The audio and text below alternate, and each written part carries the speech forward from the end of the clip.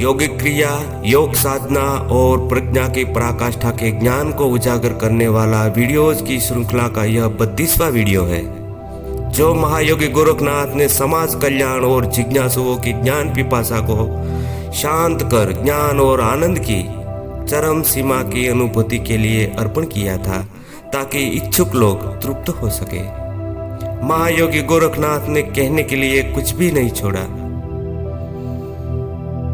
वो चाहे मंत्र हो, तंत्र हो, साधना हो, क्रिया हो, मुद्रा हो, वे सभी के सभी पहलू मुक्ति और मोक्ष को लक्षित कर उस परमानंद में एकाकार होकर सृष्टा की सृष्टि में सृष्टा या सर्जनहार की भूमिका में होने का अनुभव प्राप्त कर सके।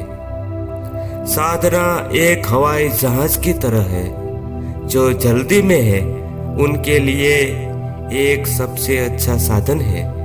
अगर कोई साधना से मन हटा लेता है तो मंजिल तक की सफर तय करने में जन्मों बीत जाते हैं, फिर भी कह नहीं सकते कि कब। अगर जो कोई साधना करता है तो एक बहुत बड़ी संभावना है, यह योग विज्ञान है। हम बस इस योग साधना की ही बात करते हैं जो गोरखनाथ ने कही बताई है। इसलिए सद्गुरु शिष्य चैनल के वीडियोस को देखिए, उसे लाइक करें, कमेंट करें, चैनल सब्सक्राइब करें, ताकि योग साधना की जितनी भी क्रियाएं हैं, तकनीकें हैं, ज्ञान की समझ है, उनको आप समझ सके। अब हम घंटिका आधार की क्रिया जानेंगे, जिससे अमृत प्राप्त होता है। नव में घंटिका धारे जिह्वाग्रम धारिये मृतकला स्रवती। नौवा घंटिका आधार है। मुख के भीतर तालू में लटकने वाला काग का नाम घंटिका है। घंटिका आधार के मूल भाग में जिह्वा के अग्रभाग को लगाना चाहिए। वहां सहस्त्रार कमल में स्थित चंद्रमंडल से अमृत का स्त्राव होता है। उस अमृत का पान करने से शरीर निरोग और पुष्ट होता है। ब्रह्मरंध्र में सहस्त्रदल कमल है। इसके कंद की योनि में चंद्रमा है। इस त्रिकोणाकार योनि से चंद्रमा से सुधा का स्त्राव होता रहता है, जो सदा अमृत धारा के रूप में ईड़ा नाड़ी से प्रवाहित होता है।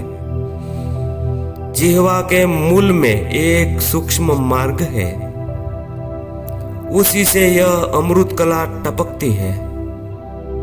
यह ईड़ा पिंगला के द्वारा शरीर में निम्न स्तर पर उतरकर नष्ट हो जाती है। जिह्वा को मोड़कर इस अमृत का संस्पर्श कराना ही अमृतपान है। इससे घंटिका आधार में जिह्वा के अग्रभाग से साधक निरंतर प्रवाहित अमृत का पान करता रहता है। बस आज इतना ही। अब अगले वीडियो का विवरण सुन ले, जो तालु आधार से संबंधित है, जिसको जान लेने पर आपकी कोई इच्छा अधूरी नहीं रह सकती, क्योंकि उसमें एक ऐसी क्रिया है जिसको करने से साधक सिर्फ 15 दिन में मृत्यु को जीत लेता है। और इसमें जीभ की एक ऐसी क्रिया बताई जाएगी जिसको करने से अमृतपान सुगम हो जाता है। और खेचरी मुद्रा का अभ्यास दोनों कैसे सिद्ध होता है, उनका पूरा विवरण मिलेगा। साथ ही खेचरी मुद्रा के अभ्यास की सिद्धि के लिए एक ऐसी क्रिया बताई जाएगी जिसको सुनकर योग साधक आनंदित और किसी ठग गुरु से वशीभूत दुखी हो जाता है। इसमें एक ऐसी क्रिया भी शामिल है जिससे योग साधक काठ के समान निश्चल हो जाता है। साथ ही एक ऐसी क्रिया जिससे शस्त्रार से स्त्रवित अमृत के निरंतर पान से साधक की चेतना रसमयी आनंदमयी बन जाती है। खेचरी मुद्रा का स्पष्ट विवरण मिलेगा, जिससे साधक शीघ्र ही आनंदमय और शक्तिशाली हो जाता है। जिसको कुछ कर जाने की जल्दी है, वो अगला वीडियो देखना कैसे भूल सकता है। अलख निरंजन। जय गुरु गोरखनाथ।